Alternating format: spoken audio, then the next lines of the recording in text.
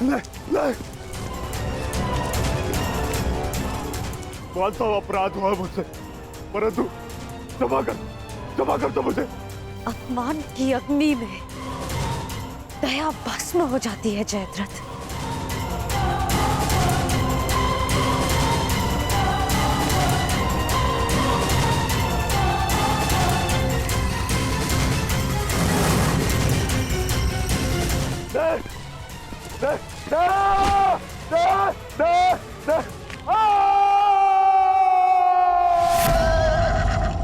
दुर्योधन, ये तो जमाता का स्वर है।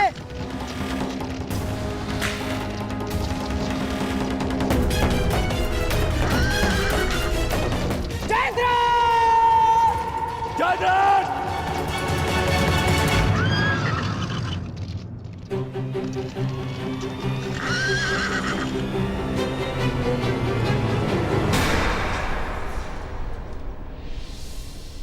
जीजाश्री,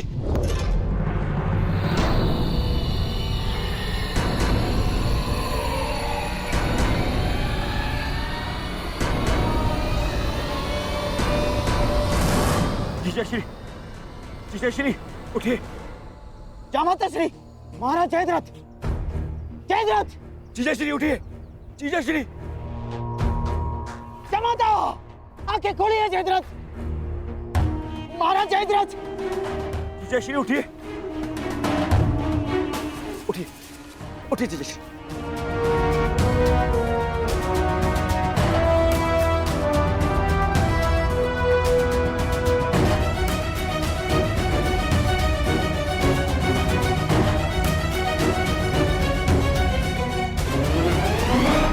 महाराज जयद्रथ, ये सब किसने किया? महाराज जयद्रथ, किसने किया बताइए। पांडव कहाँ है? वो चले गए। जीजाश्री ये सब कैसे हुआ? किसने किया ये? पांडवों ने।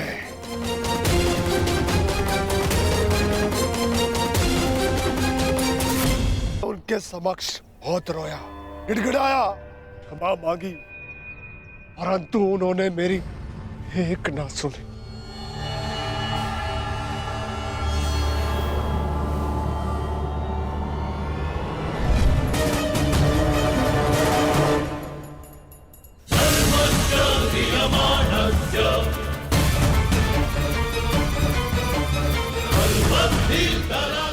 इससे श्रेष्ठ कर होगा कि तुम लोग मुझे मार दो। इतना अपमान मत करो मेरा। इस अपमान के पश्चात मैं जीत बचा तो ऐसा भयंकर प्रतिशोध होगा कि तुम पांचों की आत्मा कांप उठेगी। मत कर दो मेरा। अवश्य कर देता, परंतु वो दंड तुम्हारे लिए बहुत सरल होता। तुम्हारी ये 5 चोटियां स्मरण दिलाती रहेंगी तुम्हें कि पांचाली को हाथ लगाकर तुमने कितनी बड़ी भूल की थी। और फिर दुर्योधन को संदेश भी तो देना है कि तुम्हारा ये अपमान एक चेतावनी है उसके लिए कि हम अपना अपमान अभी तक नहीं भूले। 1 वर्ष पश्चात हम फिर लौटेंगे अपनी प्रतिज्ञा पूर्ण करने। बस अर्जुन, बस इतना ही पर्याप्त है। चलो।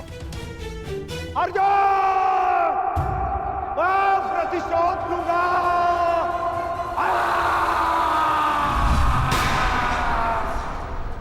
अब मैं उन पांडवों को नहीं छोड़ूंगा, नहीं छोड़ूंगा उन्हें। उन्होंने मेरे जीजाश्री का अपमान किया। मेरे जीजाश्री का? इनका अपमान करके उन्होंने मुझे दिग्विजयी दुर्योधन को ललकारा है।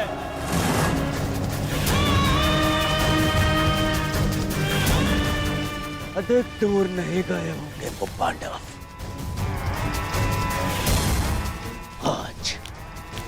आज और इसी क्षण आज फिर से वनवास भेजूंगा।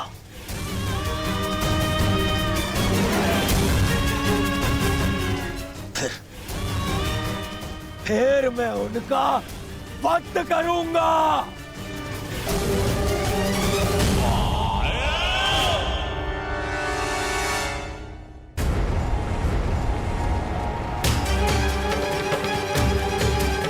जाओ और जाकर उन पांडवों को लेकर आओ। परंतु युवराज, बास्टर्ड!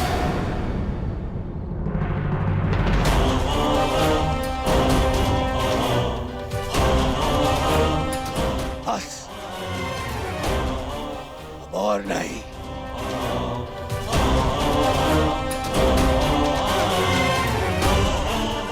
जाओ सैनिकों और जाकर उन पांडवों को अभी इसी क्षण मेरे समक्ष लेकर आओ।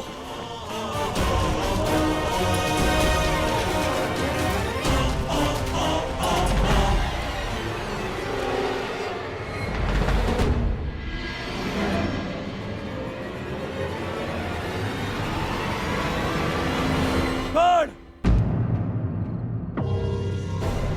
तुम भी जाओगे और ढूंढोगे पांडवों को। यह हस्तिनापुर के युवराज का आदेश है तुम्हें।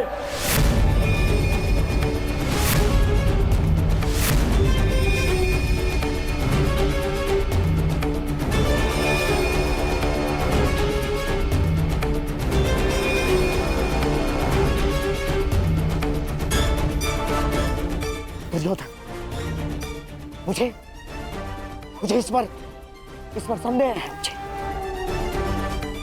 न जाने मुझे ऐसा क्यों लगता है कि इसने पांडवों को ढूंढ भी लिया, तो ये हमें बताएगा नहीं ना।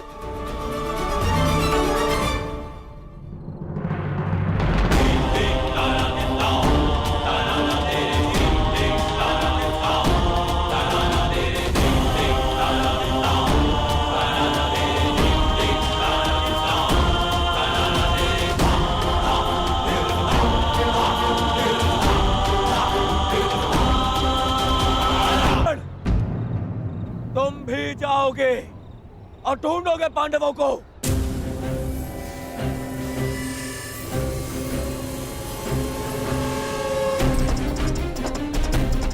दुर्योधन, न जाने मुझे ऐसा क्यों लगता है कि इसने पांडवों को ढूंढ भी लिया, तो ये हमें बताएगा नहीं ना।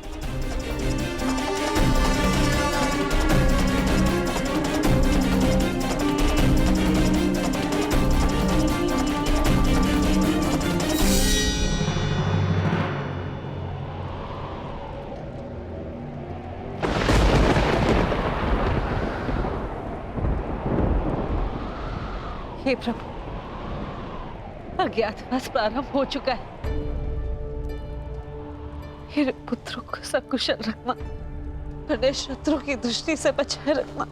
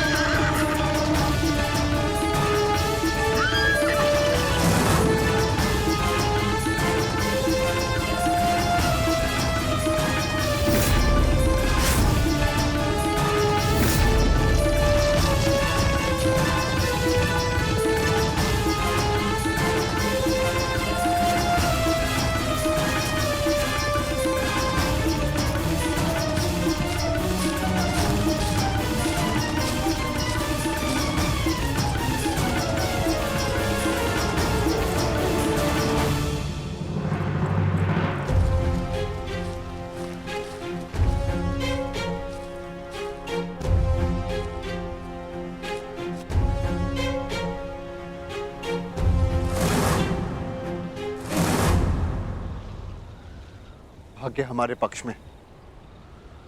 गौरव अपने मंतव्य में सफल नहीं हो पाए। हम उनकी पहुंच से बहुत दूर निकल चुके हैं। चलो आगे बढ़ते हैं।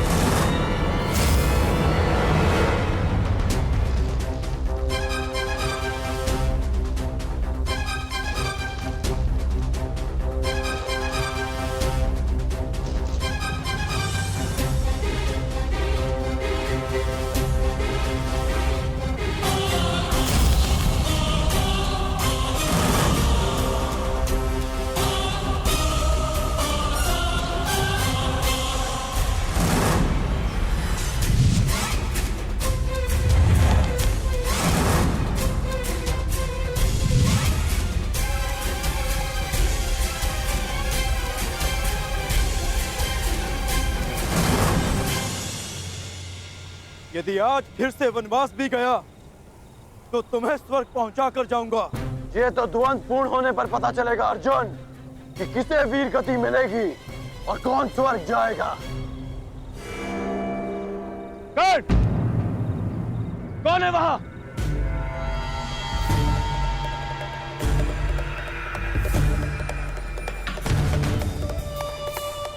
वहां पर पांडव है क्या?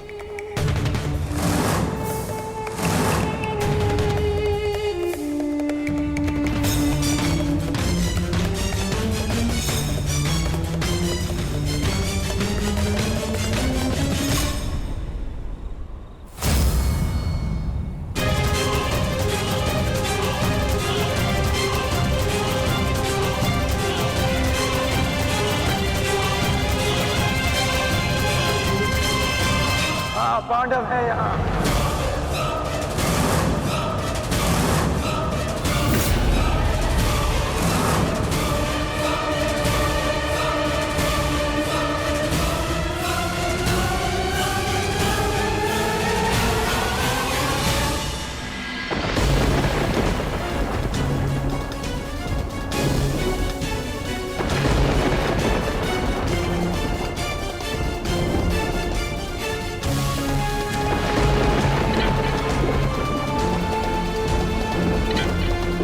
ये दीपक मेरे पुत्रों के प्रतीक हैं। इन्हें मैं बुझने नहीं दे सकती।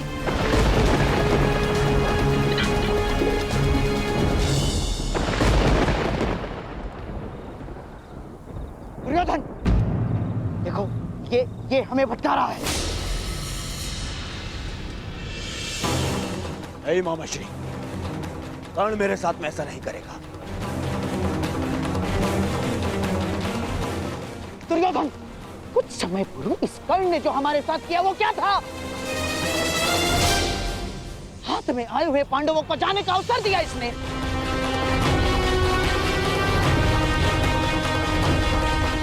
नहीं मामाश्री। दुर्योधन, मुझे इस कर्ण पर तनिक भी विश्वास नहीं है। इसने यदि कहा कि पांडव यहाँ हैं, तो निश्चित रूप से पांडव वहाँ नहीं है।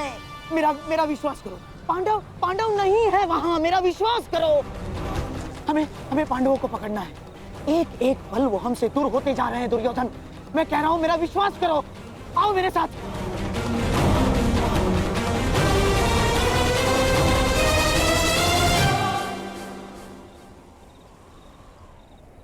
मामाश्री कह रहा है तुम्हारा। इस पर विश्वास करोगे तुम?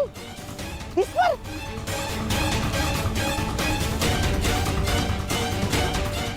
आओ चलो दुर्योधन।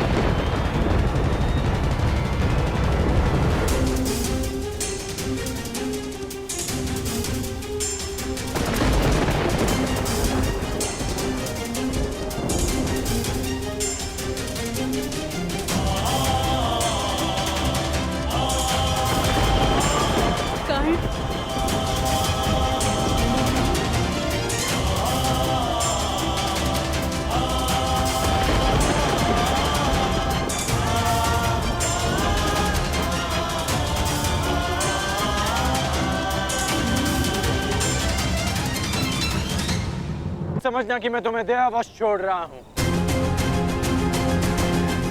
परंतु आज हमारे द्वंद का दिन नहीं है। आज हमारा द्वंद पूर्ण नहीं होगा और अगले 12 वर्ष मैं द्वंद की और प्रतीक्षा नहीं कर सकता।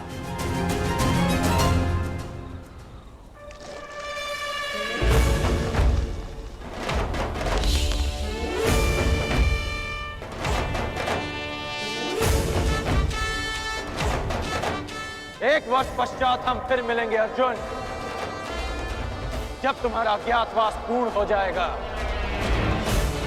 तब हमारे मध्य और कोई नहीं होगा।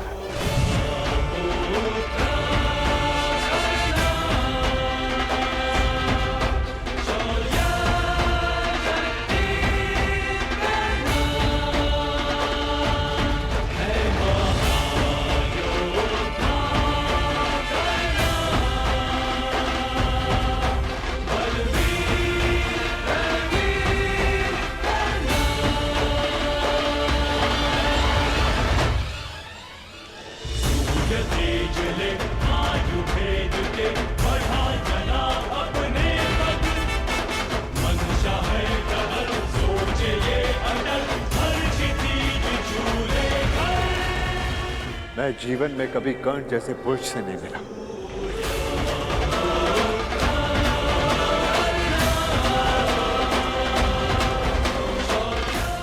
कदाचित ये हमारे पक्ष में होता।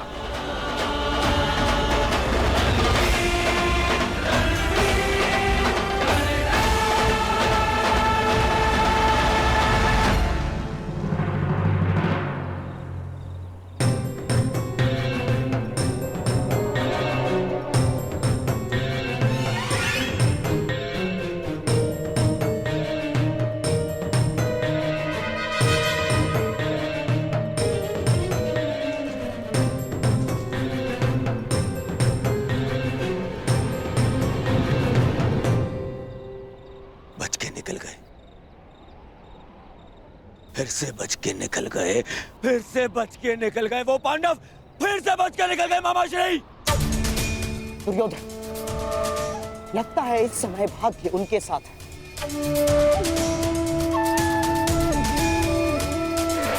परंतु वर्ष में 6 बार ऋतु बदलते हैं, 6 बार। पूरा 1 वर्ष है हमारे पास। हमारा भी समय आएगा दुर्योधन, अवश्य आएगा, अवश्य। परंतु अब बहुत रात्रि हो चुकी है। अब रात्रि के इस अंधकार में उन पांडवों का पीछा करना असंभव होगा। अब क्या करना है, इसका निर्णय हस्तिनापुर जाकर ही करेंगे।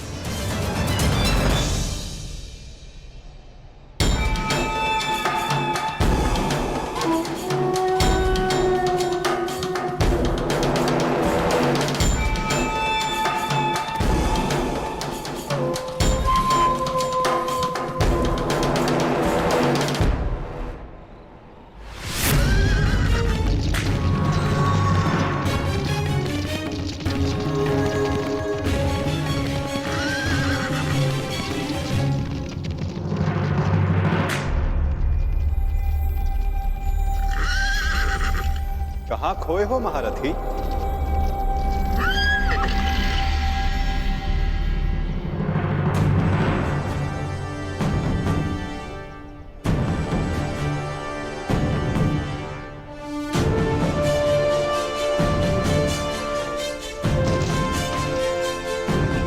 बड़ी बात केशव, क्षमा कीजिएगा, मैंने आपको देखा नहीं। क्योंकि मन उद्विग्न है, द्वंद्व अधूरा छोड़कर आ गए। हाँ, पाषाण बनकर जिस जल में गिरे थे उसी के साथ छल किया अंगराज। क्या इसे मैं ये संकेत समझूं कि तुम न्याय के पक्ष में आ रहे हो? आप तो सब जानते हैं केशव। हाँ, परंतु तुम्हारे मुख से सुनने का अलग ही आनंद है मित्र। तुम्हें सुनना अच्छा लगता है। तो सुनिए, मैंने छल नहीं किया, मैंने छल रोकने का प्रयास किया है। प्रयास किया है कि द्यूत में जो अधर्म हुआ उसे धर्म युद्ध सिद्ध होया जा सके। और यदि इसे कोई छल मानता भी है तो मेरा मानना है कि एक महान लक्ष्य के लिए एक असत्य का पाप चढ़ भी जाए तो कोई बुराई नहीं। और वैसे भी मेरे कंधों पर श्राप का बोझ इतना बड़ा है कि एक छोटे से पाप का बोझ कोई अंतर नहीं डालेगा वासुदेव।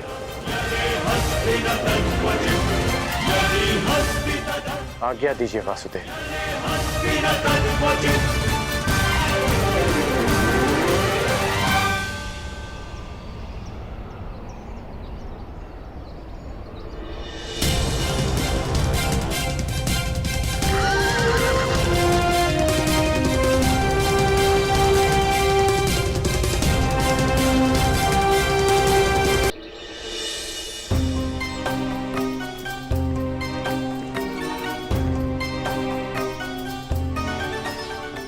नहीं जाता। तनिक विश्राम कर ले आर्यपुत्र।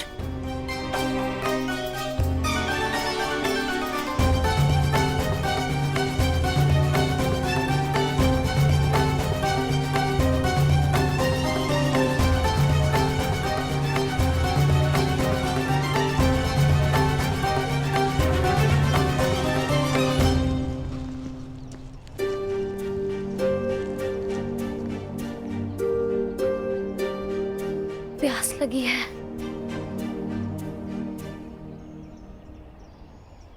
यहाँ तो आसपास जल भी नहीं दिखता।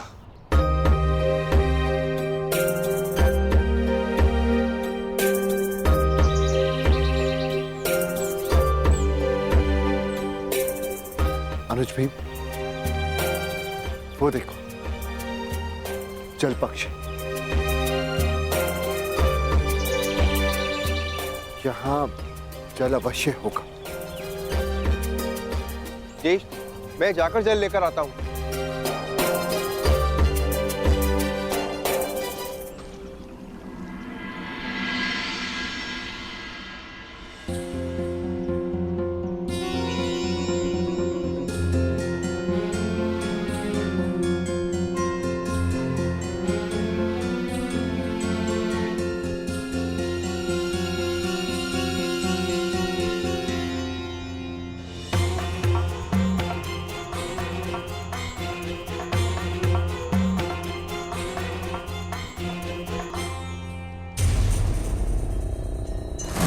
रुक जाओ।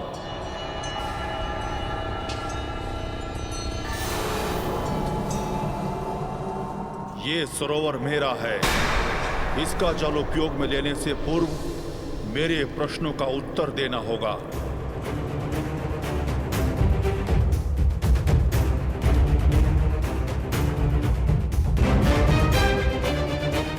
मैं नहीं जानता कि तुम कौन हो, परंतु तुम इतना जान लो, मैं पांडुपुत्र नकुल हूं, गुरुवंशज, महाबली भीम, धनुर्धारी अर्जुन का अनुज। मुझे तुमसे कोई भय नहीं है। ये वीर भोग्य वसुंधरा है। मुझ में बल है और मैं जल लूंगा।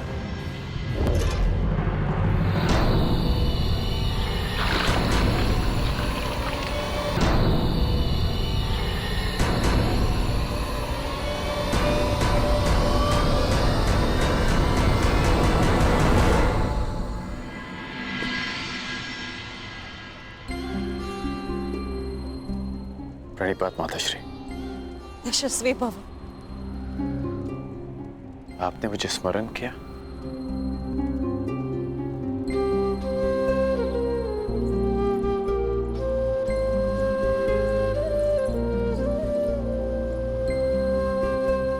सुना मैंने। कल क्या हुआ, किस प्रकार तुमने मेरे पुत्रों को फिर वनवास जाने से रोका। धन्यवाद करना था तुम्हारा, परंतु मन में एक प्रश्न है जिनका तुम दमन करना चाहते थे।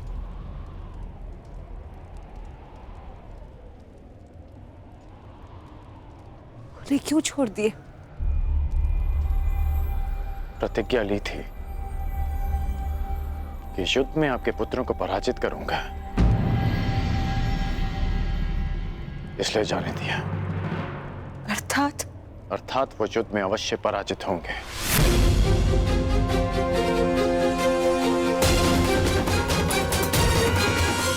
परंतु एक वचन भी है कि आपके पुत्र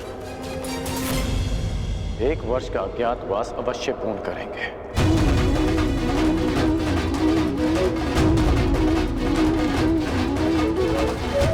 आज्ञा दीजिए माताश्री।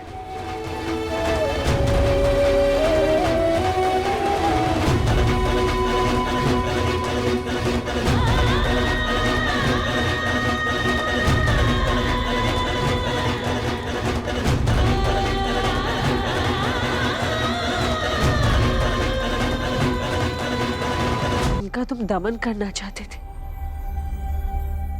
उन्हें क्यों छोड़ दिए? प्रतिज्ञा ली थी कि युद्ध में आपके पुत्रों को पराजित करूंगा, इसलिए जाने दिया। परंतु एक वचन भी है कि आपके पुत्र 1 वर्ष का अज्ञातवास अवश्य पूर्ण करेंगे।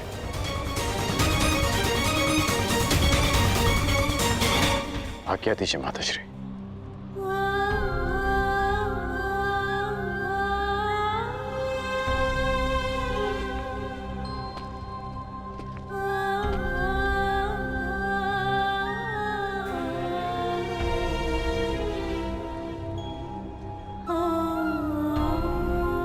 कदाचित मैं तुम्हें बता सकती पुत्र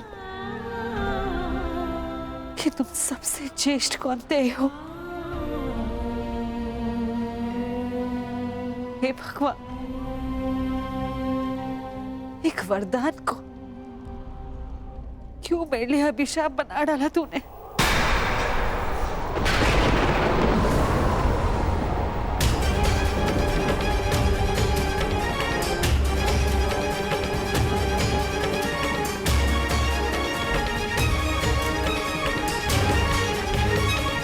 हे ईश्वर,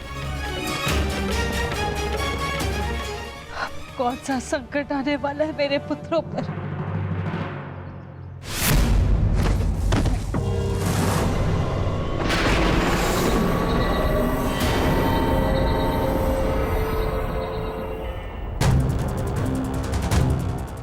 इतना विलंब हो गया है। अब तक तो नकुल को आ जाना चाहिए था। मैं देख कर आता हूँ ज्येष्ठ, कहीं कोई संकट तो नहीं। मैं भी साथ चलता हूँ। दुर्योधन के गुप्तचर हमारी खोज में है, कहीं उनकी ओर से कोई संकट ना आया हो। यदि शत्रुदल से कोई हुआ तो ज्येष्ठ उन्हें तो मैं स्वर्ग लोक भेज कर ही आऊंगा।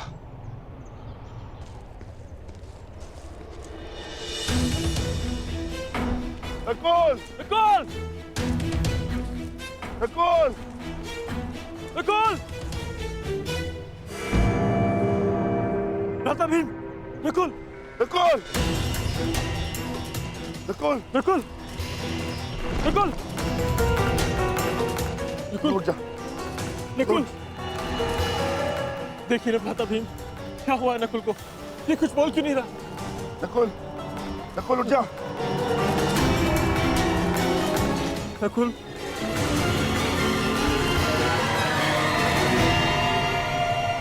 कौन छिपाए यहाँ?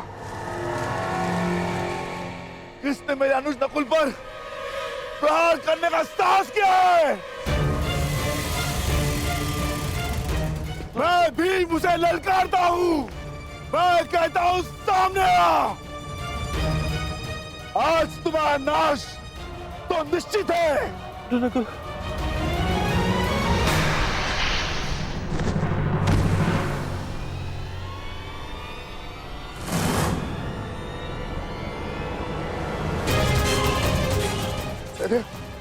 ये क्या हो गया? कदे उठो। नकुल!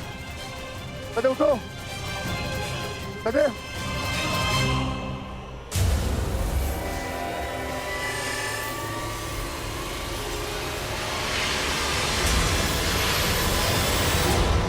भ्राता भीम!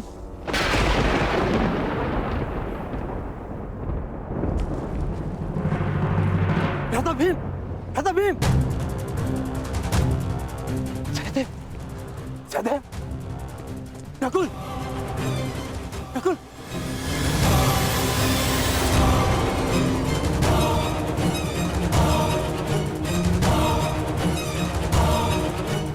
जो महाबली भीम को गिरा सके वो किसी सामान्य मनुष्य की वश की बात नहीं। तुम अवश्य कोई मायावी हो। तुम जो भी हो, यक्ष, किन्नर, गंधर्व, मायावी, पिशाच, प्रेत, मेरे समक्ष प्रस्तुत हो और मेरे भाइयों को जीवित करो, अन्यथा अपने प्राण देने के लिए तत्पर हो जाओ।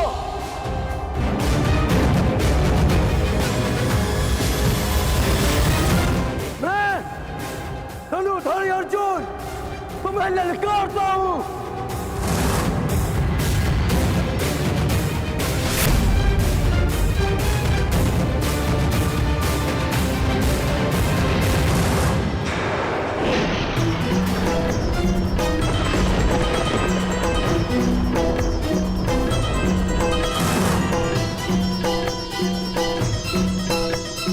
पांचाली, ये भाला तुम्हारी सुरक्षा के लिए। मैं अपने अनुज को ढूंढने जा रहा हूं। मैं भी साथ चलूंगी आर्या। नहीं पांचाली, संकट पता नहीं कितना बड़ा होगा। ये भाला अपने पास रखो और हाँ, यदि मैं ना लौटा तो तुम सुरक्षित पांचाल लौट जाना। परंतु पांचाली, ये मेरी आज्ञा है।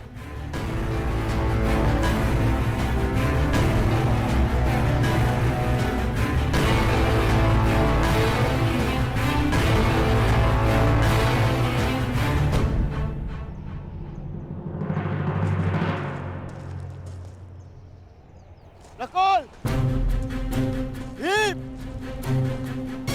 सहदेव,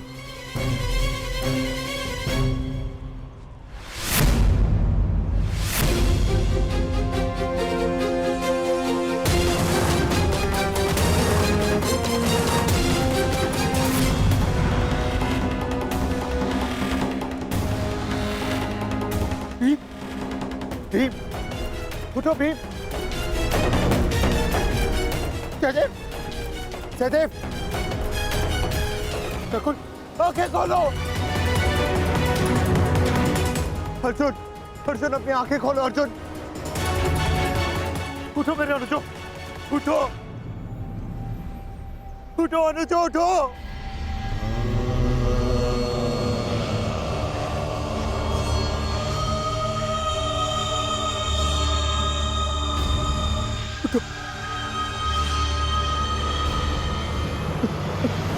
कैसा ज्येष्ठ, कैसा ज्येष्ठ।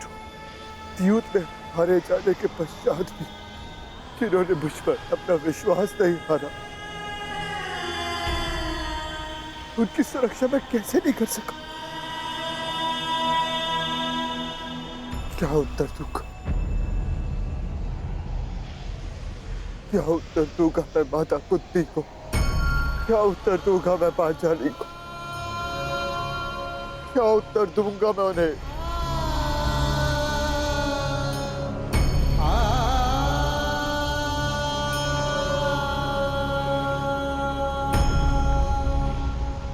मैं नहीं चाहता कि आप कहो, परंतु मैं ये चाहता कि मेरे अनुजों की हत्या में आपका हाथ अवश्य, आप अदृष्टि अवश्य है, परंतु मैं ये जानता हूं कि आप मुझे सुन और देख अवश्य सकते हैं। तो आप ये भी सुन लीजिए, ना तो ये युधिष्ठिर अपने अनुजों को अपने साथ लेकर जाएगा या इसी सरोवर के तट पर अपने प्राण दे देगा। कृपा करके बताएं कि आप कौन है? मैंने तुम्हारे भाइयों की हत्या की है और तुम्हारे भाइयों का वध हुआ क्योंकि वो इसी के पात्र थे। उन्होंने मेरी आज्ञा की अवहेलना की थी।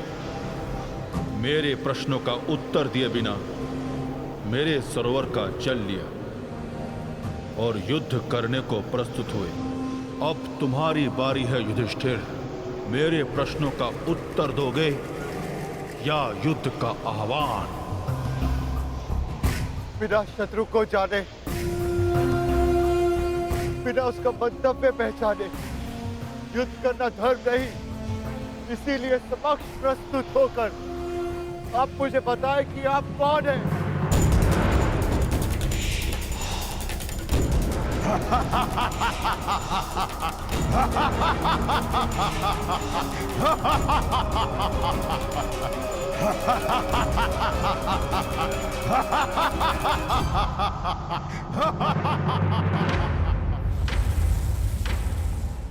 मैं यक्ष नायक हूं और ये सरोवर मेरा है। पंच तत्वों पर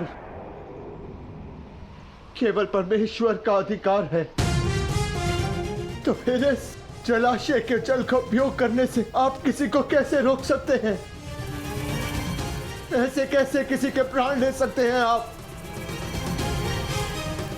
उत्तर दीजिए। मैं व्यर्थ विवाद नहीं करता हूं युधिष्ठिर।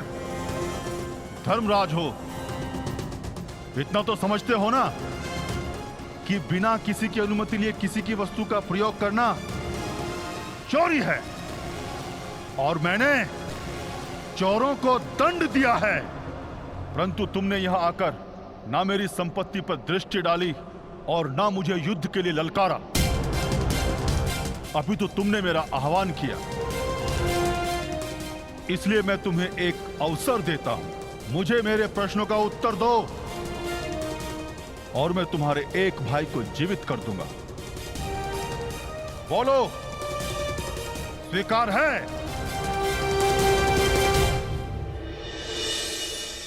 हे प्रभु, मैं नहीं जानती है कैसी लीला है, परंतु इस मां की परीक्षा मत लो। मेरे पुत्रों की रक्षा करो प्रभु, मेरे पुत्रों के। अपने भाइयों के पश्चात मुझे अपने जीवन का कोई मोह नहीं है महोदय।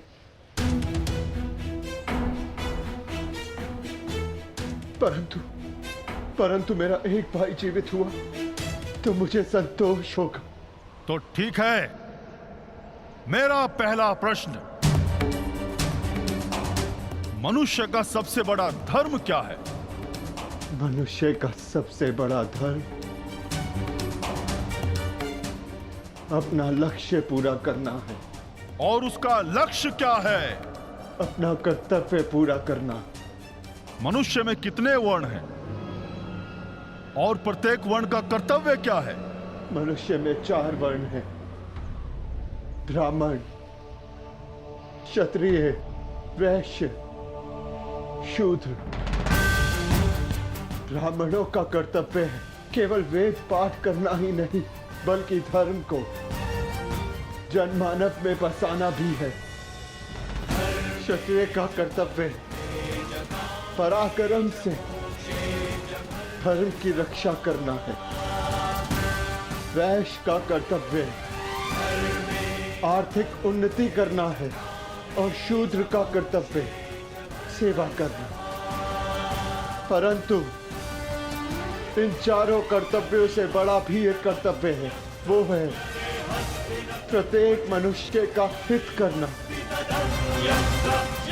क्षत्रिय हो, वैश्य हो या शूद्र हो, यदि वो जनहित नहीं कर सकता तो वो मनुष्य नहीं है। उत्तम युधिष्ठिर,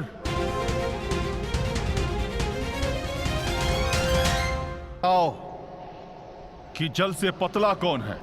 जल से पतला ज्ञान है, जिसकी धारा अज्ञान की चट्टान को काट कर बहती है। भूमि से अधिक सहनशील कौन है? माता भूमि से अधिक सहनशील होती है। और आकाश से ऊंचा कौन है? आकाश से ऊंचा स्थान पिता का है।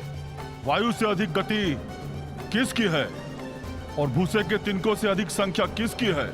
मन की गति वायु से अधिक तीव्र है और चिंता की संख्या भूसे के तिनकों से अधिक है। विदेश में मनुष्य का संबंधी कौन है? रोगी का संबंधी कौन है? और मृत्यु शैया पर लेटे मनुष्य का संबंधी कौन है? विदेश में मनुष्य का सबसे बड़ा संबंधी उसकी विद्या है, जो एक मित्र की भांति उसे हर संकट से बचाती है। रोगी का संबंधी उसका चिकित्सक है, जो पत्नी और माता की भांति उसकी सेवा करता है।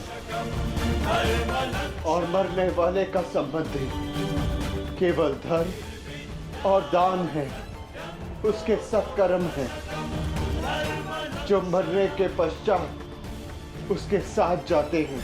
क्या है जिसके नाश से मनुष्य सबका प्रिय बन जाता है?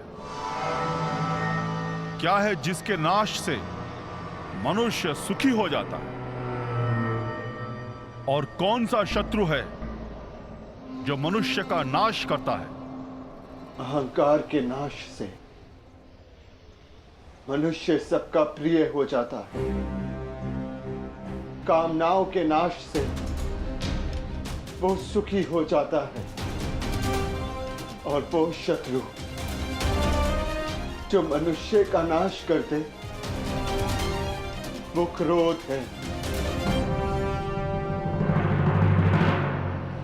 अंतिम प्रश्न युधिष्ठिर, बताओ, संसार का सबसे बड़ा आश्चर्य क्या है? मनुष्य प्रतिदिन सहस्त्रों को जन्म लेते हुए देखता है, सैकड़ों को मरते हुए देखता है, जो जानता है कि उसे भी एक दिन मर जाना है, फिर भी सदा जीने की चाह रखता है। ये संसार का सबसे बड़ा आश्चर्य है। तुमने मुझे संतुष्ट किया युधिष्ठिर, मैं प्रसन्न हुआ। बताओ, तुम्हारे किस भाई को जीवित करूं? भीम को या अर्जुन को? ये दोनों महाबली हैं, तुम्हारी रक्षा कर सकते हैं। मनुष्य की रक्षा ना भीम से हो सकती है, ना अर्जुन से। मनुष्य की रक्षा यदि हो सकती है तो केवल उसके धर्म से, और मेरा धर्म कहता है कि जो मेरे लिए सबसे पहले दांव पर लगा, जिसने मेरी प्यास बुझाने के लिए सबसे पहले अपने प्राण दिए, मेरा वो अनुज नकुल जीवित हो जाए। हमारी दो माएं हैं, एक माता कुंती का पुत्र मैं जीवित हूं, और दूसरी माता मादरी का पुत्र नकुल जीवित रहे। अति उत्तम युधिष्ठिर, जो विपत्ति में भी न्याय और धर्म का साथ नहीं छोड़े, वही सफल होता है। तुम अपनी परीक्षा में सफल हुए।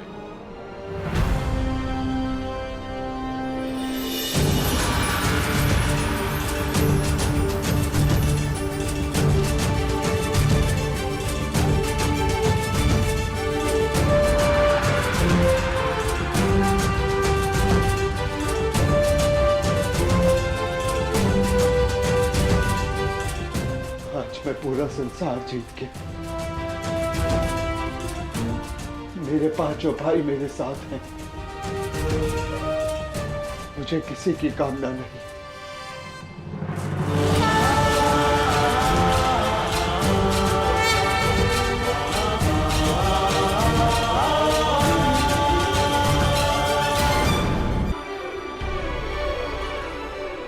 मैं धर्मराज हूं युधिष्ठिर, तुम्हारा पिता।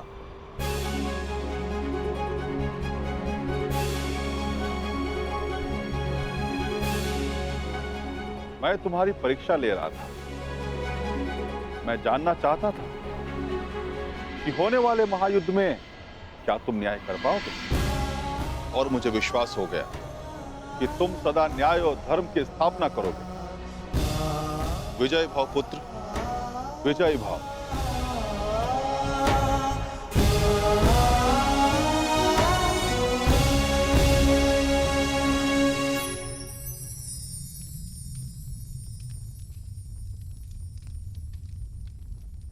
मेरे सभी पुत्र अब सुरक्षित हैं। धन्यवाद देव।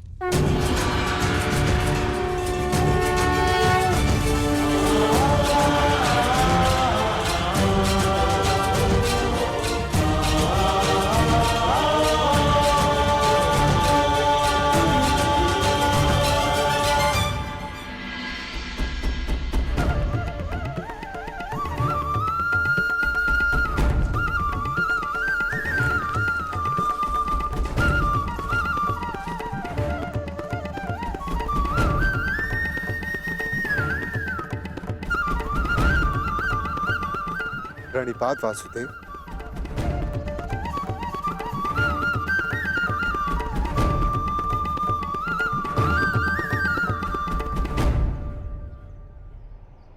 आप यहां वासुदेव? हाँ धर्मराज, तुम एक परीक्षा में भले ही सफल हो गए, परंतु मैं यहां अगली परीक्षा के लिए तुम्हें सावधान करने आया हूं। कैसी परीक्षा माधव? अज्ञातवास की परीक्षा अर्जुन, जो सरल नहीं होगी। क्या उसके विषय में कुछ सोचा है? जैसे वनवास कट गया वैसे ही अज्ञातवास भी कट जाएगा माधव। नहीं युधिष्ठिर, मनुष्य को अपनी कठिनाइयों से निकलने के विषय में पहले सोच लेना चाहिए, क्योंकि कठिनाइयों का लाभ उठाने के विषय में उसके शत्रु पहले सोच लेते हैं। असंभव! कैसे हो सकता है ये? पांडव बचकर कैसे निकल गए?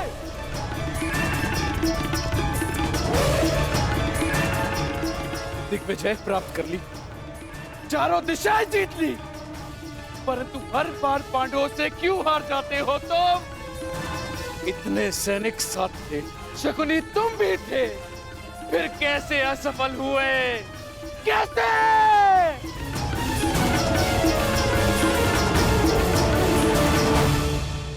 रुष्ट ना होइए महाराज, हम असफल नहीं हुए,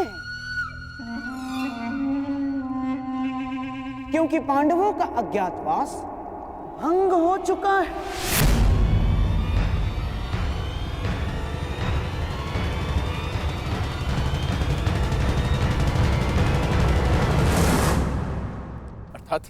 अर्थात ये महाराज कि अंगराज कर्ण ने पांडवों को अज्ञातवास में देखा था।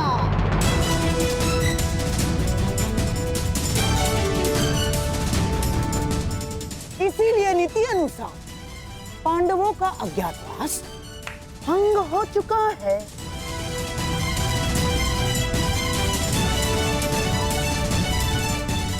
है ना कर्ण? क्या ये सत्य है कर्ण? तुमने पांडवों को देखा था?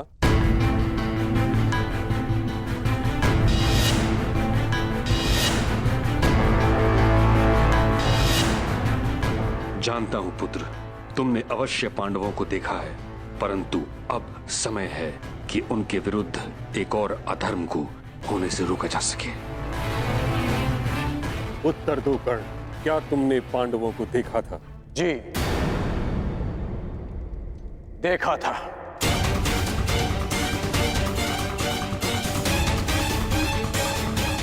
क्या तुम्हारी बात का सत्यापन करने के लिए कोई साक्ष्य है?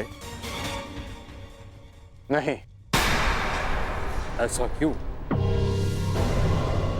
जब तक सैनिक वहां पहुंचे, पांडव वहां से जा चुके थे और मैंने गांधार राज और युवराज को बताया था कि पांडव मेरे समक्ष खड़े हैं, परंतु उन्होंने मेरी बात का विश्वास नहीं किया और दूसरी ओर चले गए। गांधार राज, अज्ञातवास के नियमों के अनुसार साक्ष्य को कुरुकुल के किसी सदस्य का समर्थन होना चाहिए। अंगराज के साक्ष्य होने पर किसका समर्थन है उन्हें?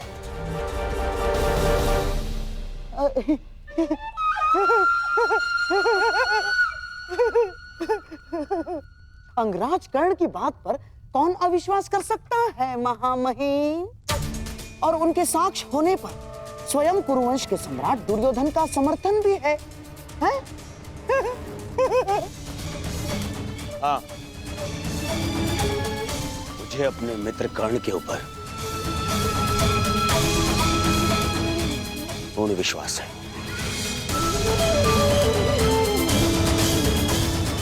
मैं समर्थन करता हूं कि कर्ण ने पांडवों को अज्ञातवास में देखा है।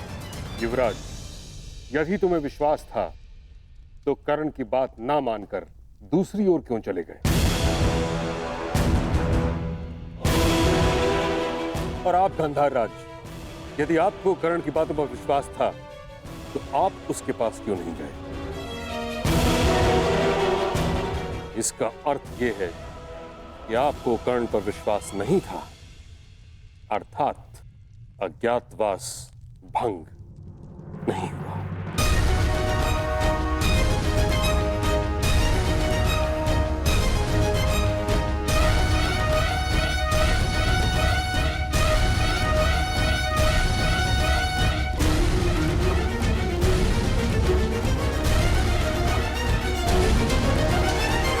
परंतु प्रश्न ये उठता है ताचरी कि अब किया क्या जाए।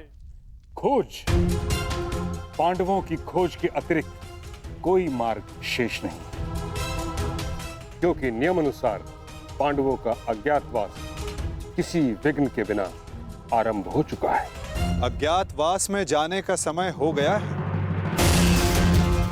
परंतु तुम सबके शस्त्रों को देखकर कोई भी तुम्हें पहचान लेगा।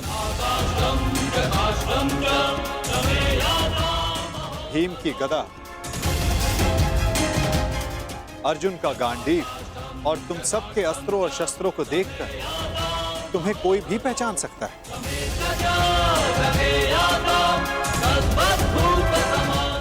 इसीलिए जाने से पूर्व इन्हें छिपा देना आवश्यक है। परंतु कहां माधव? यदि किसी ने यह शस्त्र ढूंढ लिए तो? कोई भी स्थान सुरक्षित नहीं है। स्थान सुरक्षित नहीं होता अर्जुन, स्थान सुरक्षित किया जाता है। मैं समझा नहीं माधव। अपने अस्त्रों और शस्त्रों को नीचे रखो।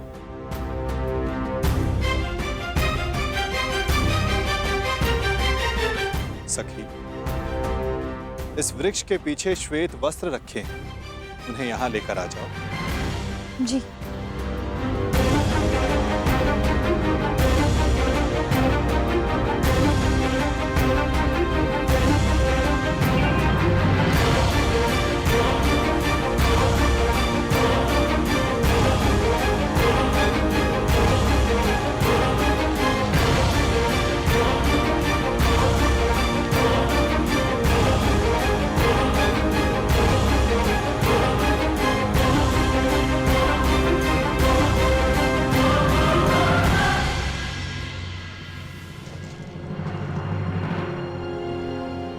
अब जो भी इसे देखेगा उसे यह प्रतीत होगा कि ये एक मृत शरीर है।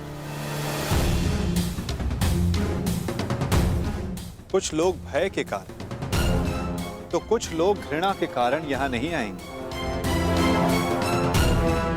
इस शमी के वृक्ष पर 1 वर्ष तक ये अस्त्र और शस्त्र सुरक्षित रहेंगे। परंतु अब सबसे महत्वपूर्ण प्रश्न ये खड़ा होता है कि अज्ञातवास में जाओगे कहां?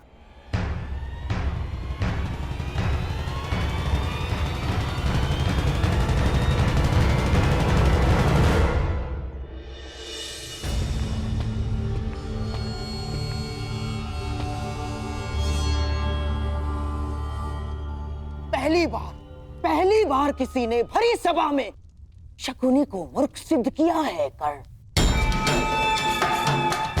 और इसका मूल्य तुम्हें चुकाना होगा। मैंने वन में भी सत्य कहा था और राज्यसभा में भी। मैं तुम्हें बस मामाजी,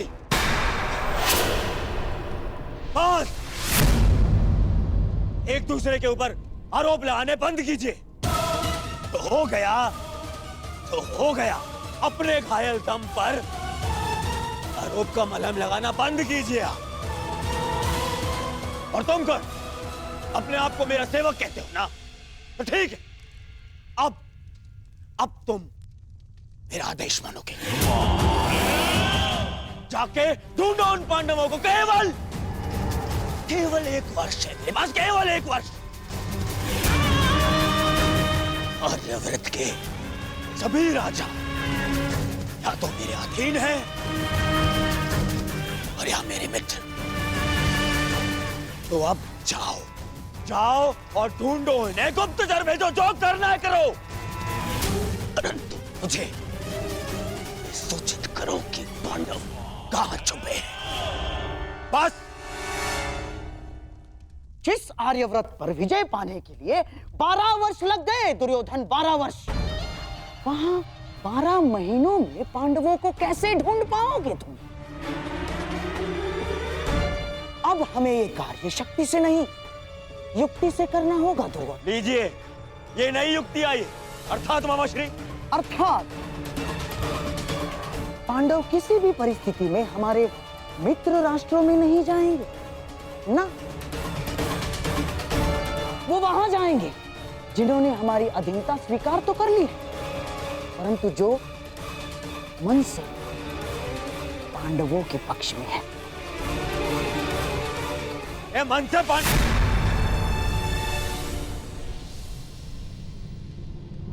द्वारका। दुर्योधन को लगेगा कि तुम सब द्वारिका में छिपे हो, इसलिए वो अपने गुप्तचर द्वारिका और तुम्हारे मित्र राजाओं के यहाँ भेजेगा। और यदि वो कहीं असावधान होगा तो केवल उस स्थान पर जहां स्वयं उसके मित्र हैं, क्योंकि मनुष्य अपनी खोई हुई वस्तु कभी अपने ही आंचल में नहीं ढूंढता।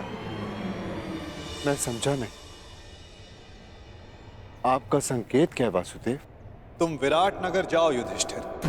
विराट नगर के राजा केवल नाम के राजा हैं और वहां पर शासन रानी सुदेशना के भाई कीचक का चलता है। और कीचक दुर्योधन का सबसे परम मित्र है, इसलिए दुर्योधन कभी सोच ही नहीं पाएगा कि तुम सब वहां छिपे। सूर्य भले ही मेघों में छिपा, परंतु उसका तेज बाहर आ ही जाता है। ठीक उसी प्रकार मनुष्य भी प्रकृति से भिन्न व्यवहार नहीं कर सकता दुर्योधन, ना?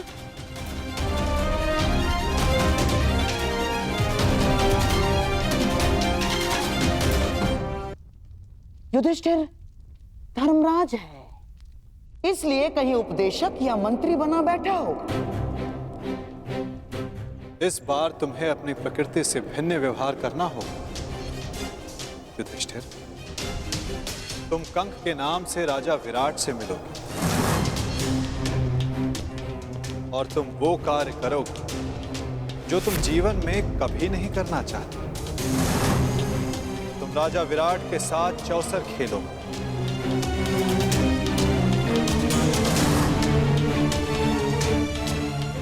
प्रणिपात, प्रणिपात महाराज।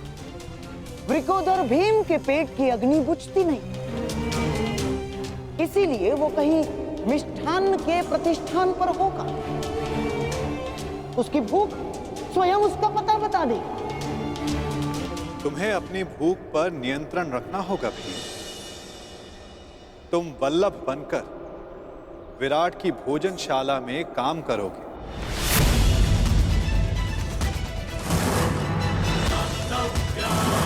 और अपनी भूख पर कड़ा नियंत्रण रखो।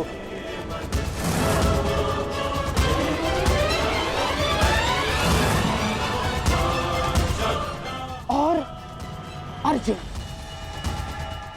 उस महाधनुर्धर का पौरुष कहां छिप सकता है ना?